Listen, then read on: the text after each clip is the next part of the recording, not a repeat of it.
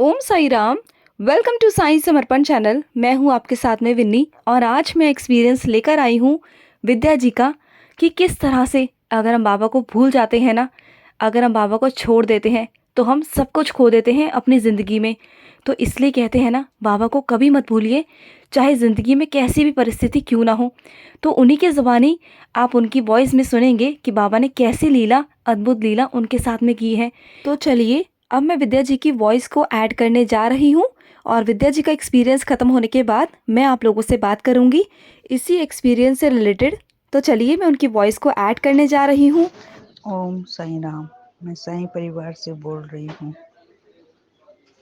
साईं बाबा का पहले मैं व्रत भी करती थी और फिर उद्यापन भी हो गया था। और एक बार मैं बेंगलोर गई थी तो वहाँ पे मैं साईं बाबा के मंदिर भी जाया करती थी। इसी बीच में पता नहीं क्या हो गया, जो मैं साईं चालीसा का उद्यापन करने के बाद में वो चालीसा भी साईं बाबा का उद्यापन करने के बाद में मैं चालीसा भी पढ़ना छोड़ दी। और इधर में मेरी बेटी के जॉब जो लगी हुई थी, और शादी के बाद में जॉब भी उसकी छूट गई और 2-3 जगह वो इंटरव्यू दी थी। सिलेक्ट होते होते पता नहीं क्या ऐसा आया हुआ जो उसका सिलेक्ट होती भी नहीं थी। और फिर एक दिन ऐसे हुई कि मैं अपनी छोटी बहन से ऐसे ही घरेलू कोई बात कर रही थी, तो उसने कहा था कि दीदी, तुम पहले साईं बाबा का व्रत करती थी ना, चालीसा वगैरह भी पढ़ती थी ना, तो वापस तुम चालू करो, सब ठीक होगा। तो मेरे मन में दिमाग में ये ख्याल आया कि बाबा का चालीसा पढूं और मेरा सब कुछ अच्छा हो जाए। और बेटी को भी मैं इधर में मतलब कही थी, क्योंकि ये सब मैं साईं बाबा का आप ही से ये बात हुई थी। मेरी बहन ने नंबर दिया था आपका, तो आपने कहा था कि आप अपनी बेटी को भी बोलो कि साईं का नाम ले और साईं बाबा को प्रार्थना करे कि सब अच्छा हो जाए मेरा। तो उसको भी वो उस जिस दिन बोली थी उसके 2-3 दिन बाद ही उसका जॉब लग गया और ये 9 तारीख से वो स्टार्ट करेगी। सही सब साईं की कृपा से सब अच्छा हो गया है। साईं चालीसा भी अब मैं पढ़ रही हूँ। ये साईं बाबा की कृपा है। ये साईं बाबा, आपके आशीर्वाद से सब कुछ अच्छा चल रहा है। ओम साई राम। जैसे कि आपने विद्या जी का एक्सपीरियंस सुना कि किस तरह से वो बाबा से जुड़ी हुई थी, कैसे बाबा की साइंस और चरित्र वगैरह चालीसा वो सब पढ़ती थी। और विद्या जी की बेटी की शादी बैंगलोर हुई है और वो बैंगलोर रहने गई थी अपनी बेटी के पास। तो उनके घर के पास में ना एक साईं मंदिर था जहाँ पर वो कंटिन्यूस जाती थी।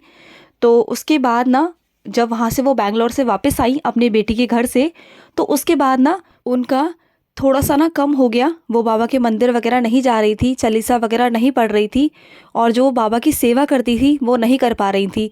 तो उनका ना बाबा से कुछ डिस्टेंस मेंटेन हो गया था काफ़ी टाइम से। तो ऐसा कहते हैं ना कि बाबा हमेशा यही कहते हैं, चाहे तुम मेरा हाथ छोड़ दो लेकिन मैं तुम्हारा हाथ कभी नहीं छोड़ूंगा।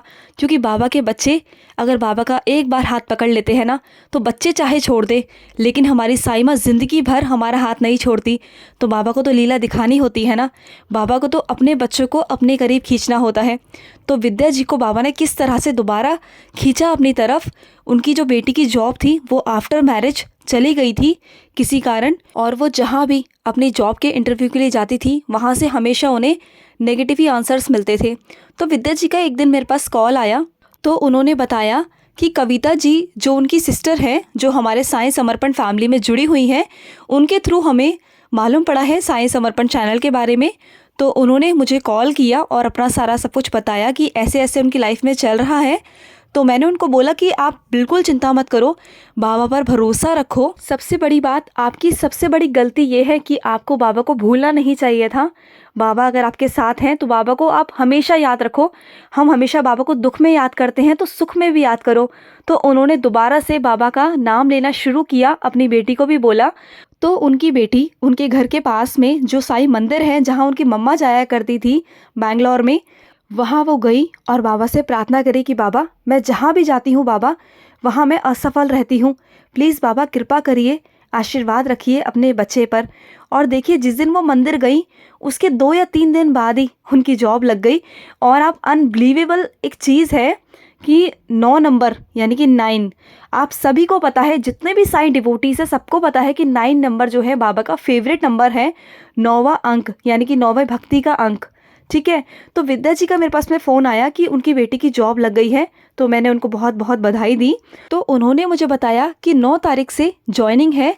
तो मैं एकदम से इतनी खुश हो गई ना कि मैंने विद्या जी को भी बोला, क्या आपने देखा कि बाबा ने क्या इंडिकेट किया कि 9 तारीख को ही बाबा ने जॉइनिंग दी है। इट मीन्स बाबा आपको इंडिकेट कर रहे हैं कि वो आपके साथ हैं। क्योंकि अगर हमें लीला करवाते हैं ना या हमारे साथ कुछ करते हैं तो बाबा ऐसा कुछ ना कुछ क्लू या कोई संकेत देते हैं, वो बताते हैं कि मैं तुम्हारे साथ हूँ, हमेशा तुम्हारे साथ हूँ। तो बाबा को ना कभी मत छोड़िए, ये मेरी रिक्वेस्ट है सभी से जो साईं भक्त सुन रहे हैं उनसे भी, और जिन्होंने बाबा को छोड़ दिया है या बाबा से टूट रहे हैं उनसे भी मेरी रिक्वेस्ट है कि चाहे लाइफ में कैसी भी सिचुएशन कैसी भी क्यों ना आ जाए, बाबा को कभी मत छोड़िए, चाहे कुछ भी हो। क्योंकि बाबा हमारी साईं माँ है, वो हमारे लिए जो करेंगी अच्छा करेंगी। तो कभी भी बाबा को मत खोइए, बाबा का हाथ कभी मत छोड़िए। क्योंकि अगर हम एक बार बाबा का हाथ पकड़ लेते हैं ना तो बाबा ज़िंदगी भर हमारा हाथ नहीं छोड़ते। हम मानती हूँ कि लाइफ में बहुत सारी प्रॉब्लम्स ऐसी आ जाती हैं, हम जहाँ पर कमज़ोर पड़ जाते हैं, लेकिन कभी भी ना हारना नहीं है, क्योंकि हम बाबा के बच्चे हैं और बाबा हमें कभी हारने नहीं देते। आप सब जानते हो ना कि एक अंधेरे के बाद एक नया सवेरा आता है। उस उम्मीद में, उस आशा से रहिए और हमेशा बाबा से रिक्वेस्ट करते रहिए, बाबा से प्रार्थना करते रहिए। बाबा डेफिनेटली आपकी सुनेंगे, डेफिनेटली सुनेंगे। हाँ, ये हो सकता है कि थोड़ी देरी हो जाए, लेकिन बाबा देते ज़रूर है। ये देते हैं, ये मेरा विश्वास है, बाबा पर 100% विश्वास है कि बाबा अपने बच्चों को देते ज़रूर है। देर सवेर हो सकती है लेकिन बाबा देते ज़रूर हैं। लेकिन बाबा पर विश्वास करिए। जो बच्चे बाबा से टूट रहे हैं, जिनका विश्वास डगमगा रहा है ना, मेरी उन सभी से रिक्वेस्ट है कि प्लीज़ बाबा पर भरोसा बनाए रखिए।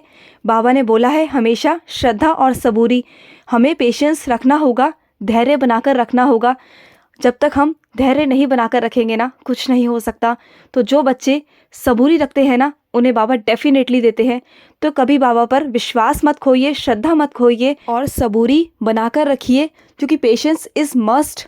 ठीक है, तो आपको पेशेंस बना के रखना है। बाबा की परफेक्ट टाइमिंग पर भरोसा रखिए, आपको डेफिनेटली मिलेगा। बस बाबा की परफेक्ट टाइमिंग का इंतज़ार करिए, बस डेफिनेटली मिलेगा। जैसे विद्या जी के साथ हुआ वैसे आप लोग मत कीजिए, बाबा को मत छोड़िए, बाबा को मत भूलिए किसी भी कीमत पर। बाबा हैं तो सब है, बस ये याद रखिए। तो आई होप आपको ये जो एक्सपीरियंस है विद्या जी का आपको अच्छा लगा होगा। मिलते हैं ऐसे ही नेक्स्ट एक्सपीरियंस के साथ में। अगर आपके भी कोई एक्सपीरियंस है तो स्क्रीन पे चल रहे नंबर पर आप भी शेयर कर सकते हैं। आप हमारे साथ जुड़ सकते हो साईं समर्पण फैमिली के साथ में। तो चलिए मैं लूँगी समाप्ति, मिलते हैं नेक्स्ट वीडियो में। तब तक के लिए ओम साई राम, जय साई राम।